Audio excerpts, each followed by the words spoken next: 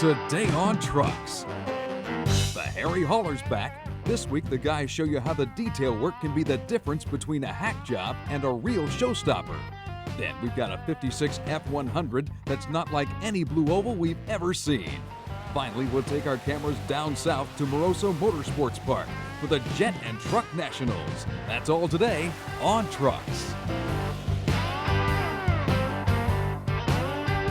Welcome to this week's show, everybody. Now, if you spend much time around the truck shop with us, you've probably followed the transformation of our 34 International that started out a tired old farmhand and is now known as the hairy hauler, with its brand new front and rear suspension, custom bed, and 3-inch chop. Well, now that all the big stuff's out of the way, it's time to deal with what I like to call the details. Things like brake lines and fuel lines and all that smaller stuff that's really easy to overlook, but definitely makes a difference between a quality buildup and just an old hack job. So the first thing we're going to deal with is the fuel system. Now for that, we went to Mallory and got one of their Series 250 high-performance electric fuel pumps. Now to go with that, we got their Series 500 comp filter. That'll keep everything clean. And then to keep our pressure where it needs to be, we got one of their 5-port fuel pressure regulators. This will flow some serious fuel. Of course, you're not going to want just any old fuel line to handle that kind of volume, so we went to Russell Performance and got some of their ProFlex stainless steel braided hose. Now this stuff not only looks great, but it also handles up to 750 psi and works in temperatures ranging from -40 all the way up to 350 degrees. Now to tie all our hose together, we also picked up an assortment of anodized aluminum fittings as well as some special wrenches. All right, the first thing you need to do is decide just exactly where you're going to mount everything. Now keep in mind, the fuel pump needs to go as close to the fuel tank as possible for maximum performance. So right here on this passenger side frame rail, it's going to be about the best spot. That'll tuck everything up out of the way. Just make sure you're not getting up into the bed or anything. Now, just mark and drill your holes. Then you're going to want to mount the fuel filter close by. Now keep in mind, you want to run from the tank to the filter first, then to the pump. This keeps any kind of junk from getting into the pump and locking it up. Now for your fuel lines, the first thing you need to do is decide what length you want, then cut through them. Now the best way to do that is to wrap a piece of tape around the hose exactly where you want to cut it, then take a hacksaw and go ahead and cut through it. Now once you have all your hose cut to the exact length you want, all you have to do is put on the fittings and they'll be ready to install. Now that we have the bed and the body off, it's time to get serious. Here's that feed line. All right. Now you're wondering what size of line we're using. Well, we're using number 10 AN, which is right at 5/8. You're probably thinking, dang, that's a pretty big line.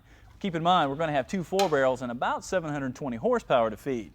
Now, one big misconception, people think the bigger line you use, the more gas you're going to use. Well, that's not necessarily so, because the engine's only going to use what it can. The rest will be sent back to the tank in the return line, which in our case is also going to be number 10 AN. Why so big? Well, keep in mind, the feed line is based on the horsepower of the engine. The return line is based on the output of the pump.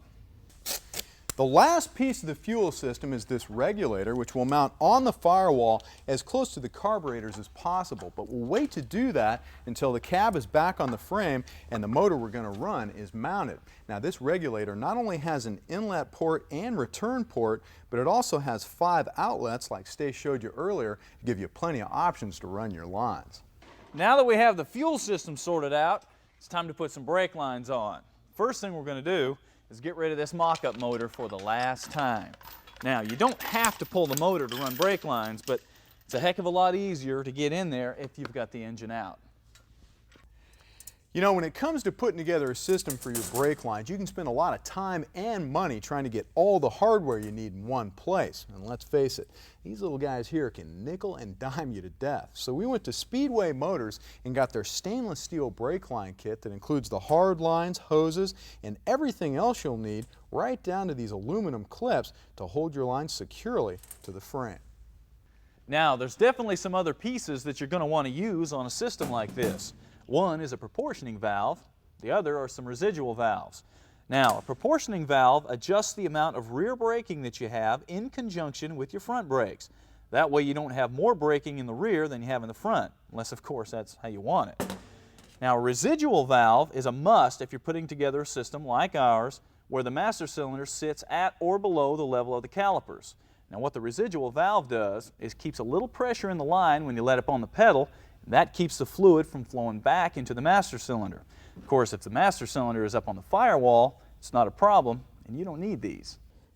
The first thing we need to get in place are these really slick through-the-frame fittings that allow you to run your brake lines through the frame for a really clean look. Now, installation's a snap. All you have to do is drill a hole through the frame and bolt the fitting on. After that, put on your inside fitting, followed by your brake hose. Now, the only thing you have to watch out for here is that the hoses clear your tires and won't bind up on you when you turn lock to lock. Now you're ready to make some lines. Now the first thing that you want to do is take a look around and decide how you want everything to lay out. Then a neat trick is to take a piece of wire, an old hanger is great, and bend yourself up a pattern on how you want the lines to go. After that, you can transfer the shape from the wire to the hard line using the tubing bender. Now make sure that you measure twice because you can only bend once, especially on stainless steel. Finally, we can flare the ends. Very important. Stainless steel is too hard to do the standard 45-degree double flare on. It'll crack. What you need to do is a 37-degree single flare, which means you need a special 37-degree flaring tool and some AN fittings. Now, since we're on the subject of brakes, we figure this would be a good time to take one. Don't go away. We got more trucks for you right after this. Later on Trucks, we'll take you to Moroso Motorsports Park for the Jet and Truck Nationals.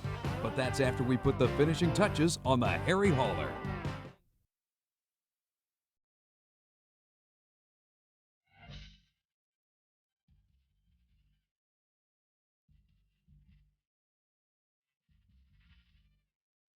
Welcome back to Trucks. If you're just joining us, we're taking care of some details on the Harry Hauler like brakes and fuel lines. Now, we're going to deal with the engine and drivetrain.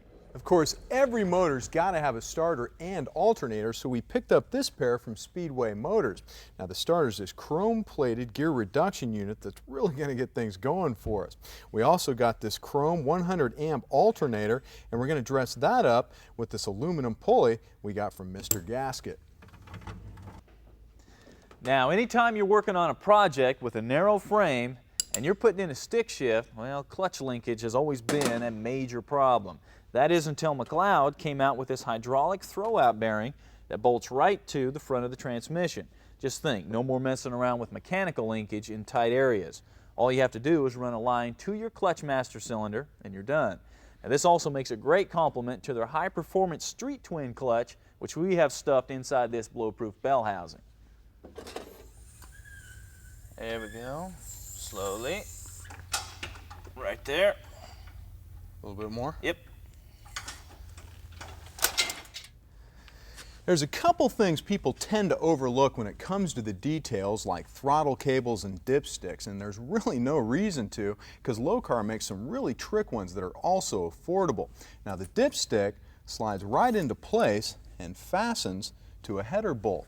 The throttle cable's made specifically for our blower application, so we know it's going to look right and fit perfectly. Now we're ready for the drive shaft. Now, we knew we needed something stout to handle all the horsepower we're going to be running, so we went to Denny's drive shaft service, got the strongest shaft they make called the Nitrous Ready shaft. Now, this comes with a guarantee to be unbreakable. Believe me, that is one guarantee that we're going to put to the test. Now, when you slide all this stuff together, you'll find out real quick if your measurements for the transmission, the cross member, and the rear end were right. And there's nothing like seeing everything fit together the way it should. Now, speaking of fit, we had to have a place to put our alternator, and since we wanted to tuck it out of the way somewhere, we got this alternator bracket from Mr. Gasket that bolts right to the front of the engine and sets the alternator down lower in the frame instead of hanging out here somewhere. Now, the real beauty of this location for us is we'll be able to put the hood back on without any clearance problems.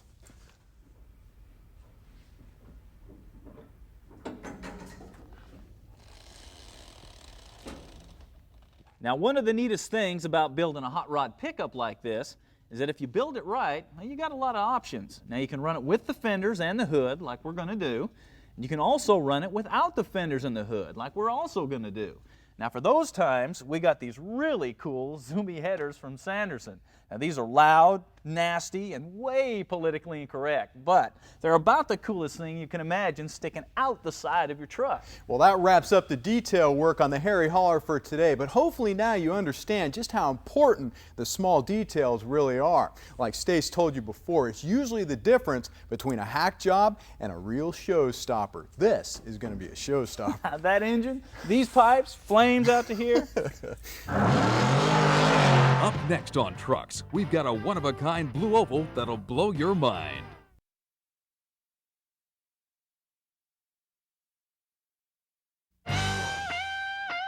Just can't get enough of trucks? Check us out online at truckstv.com. Thanks for staying with us, everybody. Listen, got a question for you. What if you could get a virtually rust-free 56 F100 from your uncle that you could do anything you want with? Well, if you're like most people, you probably drop the nose down into the weeds and make a hot street truck out of it. But that was the last thing on Mike Webb's mind when he got his 56 from that uncle. He wanted his big and bad and red. So after 3 years of wrenching, those 3 wishes came true when he rolled out this very big, very bad, very red 56 Ford.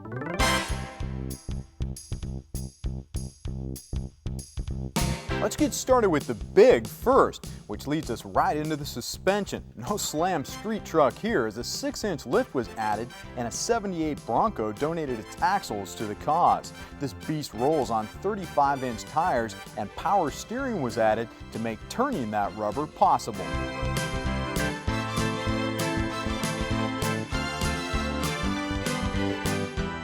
Here's where the big and the bad meet. And that scoop sticking out through the hood isn't fake. It's sitting on a punched out 460 that's loaded with some of the best high-performance parts that you can buy. That's the big part. The bad is the polished 671 blower and dual 750s that are crammed between the engine and the hood scoop. Now that results in a very big stick. You can be sure that the owner is not afraid to swing it. Now the interior is a perfect blend of the past and present all rolled into one, with the original bench seat nicely reupholstered and a tilt column holding the steering wheel. The original instrument cluster was painstakingly restored, and a trio of modern gauges keeps tabs on that blown motor. If you think you're seeing a lot of red, well, you should see Mike's checkbook after building this thing. But it was money well spent, as the fenders and cab are the original metal pieces, and they've been smoothed and massaged to perfection. Now Mike also resisted the temptation to shave the body of trim. Instead, he restored it, as well as the bumpers and grille, and returned them to their proper place on the truck. One area that receives some special attention that's usually overlooked on four-wheel drive vehicles is the frame. Now it's been fully boxed and smoothed, and the nice paint, brake lines, and fuel system show a real attention to detail that's resulted in a whole mess of first-place trophies. Now, there's no doubt the 50's F100 is the quintessential hot rod truck. But after seeing this big, bad, blown 56, we think they look just as good up in the air as they do down in the weeds.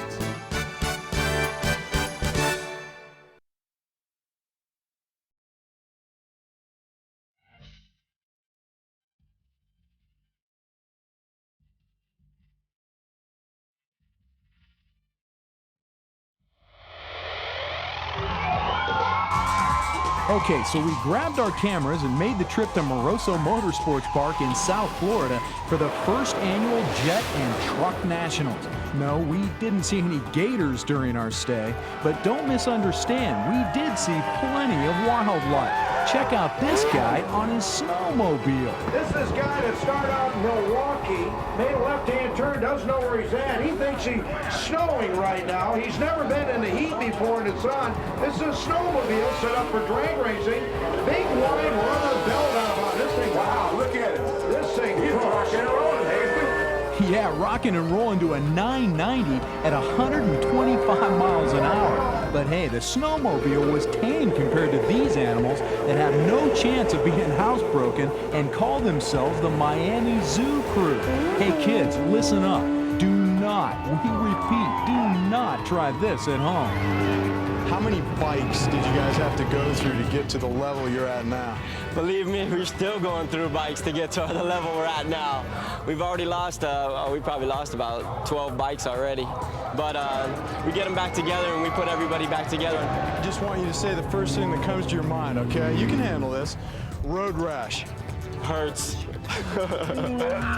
Road rash, man. Happens. Ladies and gentlemen, how about a round of applause for Now we know what you're probably thinking. Come on, guys, this show's called Trucks, and I haven't seen a single truck yet.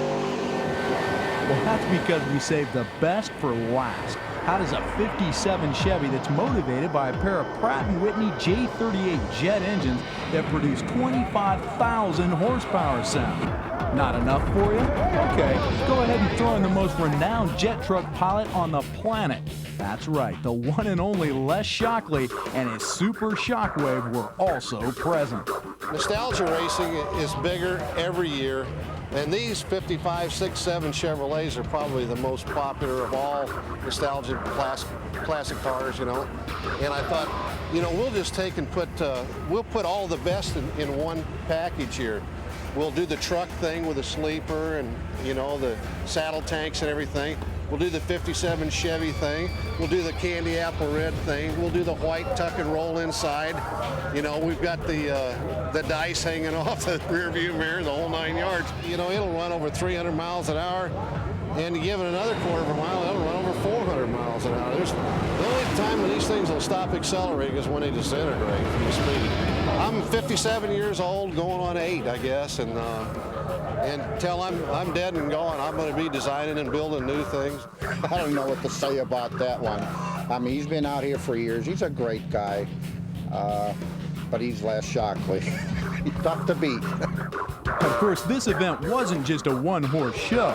Les was also accompanied by a few of his closest jet-fueled burning pals. There was Super Mario and his newly built S10, the Hooters funny car driven by Freddie Sibley, and just to make sure everyone showed up in style, it was Jim the Jet Nielsen in his limo.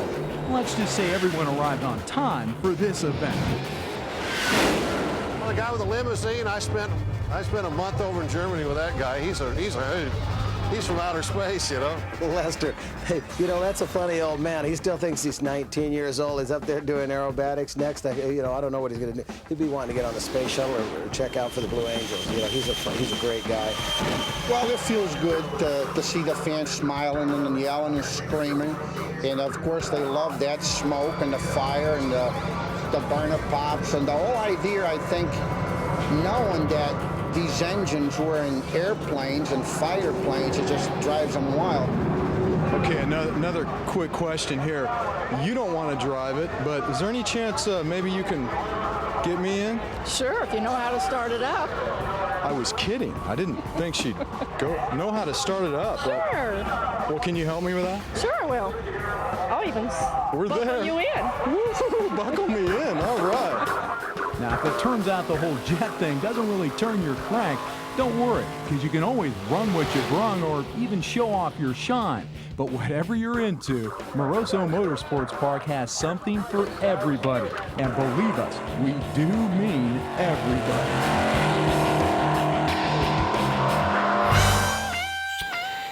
And now truck gear, parts, tools, and equipment for pickups and sport utilities. If you're looking for some cheap insurance for your high-dollar engine, the Moroso Oil Accumulator is something you need to check out. Now, this holds 3 quarts of oil under pressure in reserve, so if your oil pressure ever drops below normal, this thing forces oil into your engine to keep you from melting everything down. Then once your pressure returns to normal, the oil flows back into the accumulator to wait for the next emergency. So whether your application is a high-performance street truck or a four-wheel drive, Moroso's got you covered. You can get these from Summit for $175. Now, when it comes to working on trucks, it's usually a whole lot easier to dive underneath them than to climb up on top of them, especially if they have any kind of lift on them. Well, SureStep has a solution to this problem with their high-strength, stackable steps that increase your work height instantly. Now, they're available in straight and L-shaped pieces, so you can literally build a platform around your truck if that's what you need. The SureStep starts at about 60 bucks. That's going to do it for Truck Gear. Here's a preview of next week's show. After months of cutting and fitting, welding and fabricating, the Harry Hauler's chassis is finally ready for its final assembly. Let's just say the cool factor is way high on this one. The cool factor continues when the guys take a close-up look at two-time NASCAR champion Jack Sprague's Chevy Silverado. Finally, we'll show you how to be prepared for the unexpected. That's all next week on Trucks. Well, that's going to do it for this week's show. We appreciate you hanging out with us. Yeah, we got more trucks for you next week. Speaking of trucks, let's go see got what this thing is. You won't believe the throttle response. Somehow I think I will.